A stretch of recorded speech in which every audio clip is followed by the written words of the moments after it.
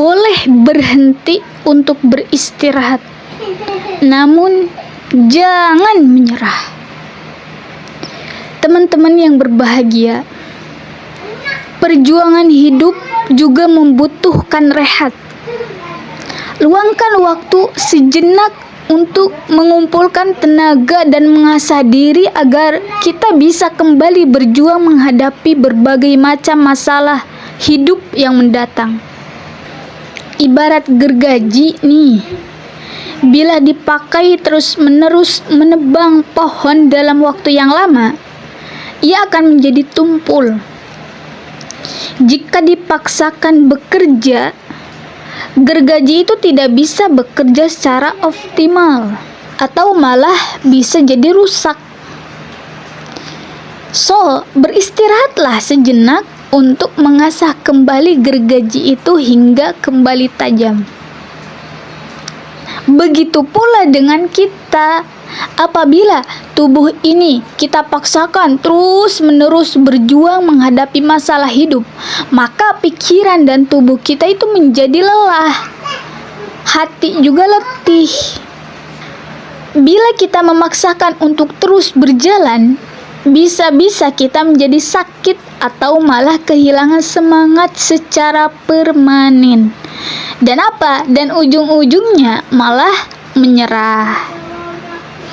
Jadi berhenti berjuang itu adalah tindakan yang sangat merugikan.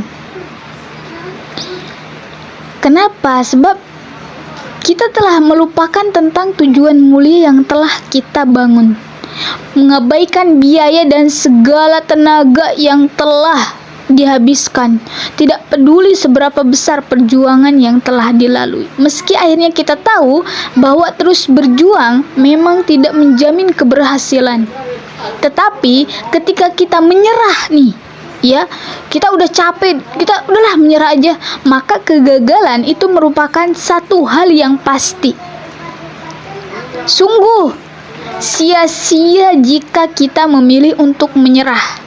Sedangkan kita sendiri tidak tahu apa yang terjadi jika terus berjuang.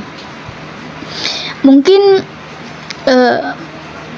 saja ya, kita hanya tinggal satu langkah lagi dari tujuan yang kita tuju.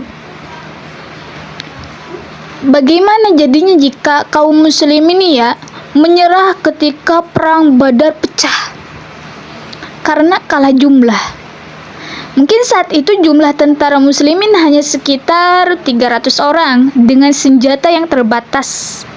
Sedangkan kaum musyrikin itu berjumlah sekitar 1000 tentara dengan perlengkapan tempurnya yang super duper lengkap. 1:3 itu bukanlah lawan yang seimbang.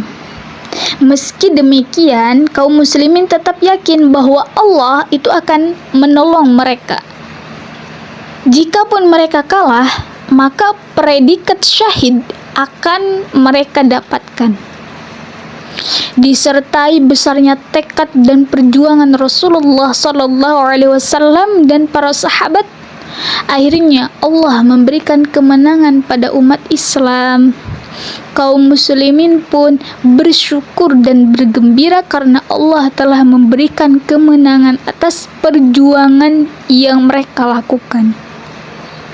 Allah Ta'ala mengingatkan agar kita tak pernah menyerah meski dalam perhitungan akal kita akan mengalami kegagalan. Orang-orang yang sukses tidak mengenal kata menyerah. Nih ya, jika saja Thomas Alva Edison menyerah pada percobaan lampu pijar yang ke-999, mungkin saat ini belum ada lampu yang menyala di rumah kita.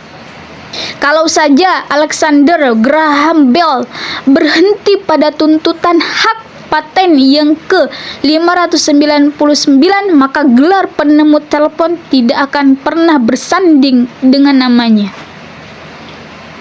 Bahkan anak kecil harus terjatuh puluhan, bahkan ratusan kali sampai ia bisa berjalan dengan baik.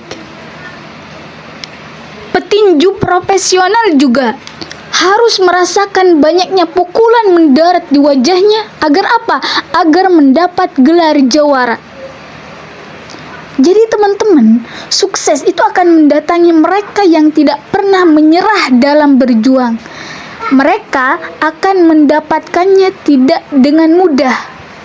Ada prosesnya dulu. Ada proses panjang dalam perjuangan yang mereka harus tempuh. So, kesuksesan tidak akan mendatangi mereka yang mudah menyerah dan berputus asa. Kesuksesan harus diperjuangkan berulang-ulang, dilalui dari berbagai pintu, dan dilakukan berkali-kali. Lelah itu pasti, tapi menyerah itu bukan kunci dari segalanya. Wallahu a'lam bishawab.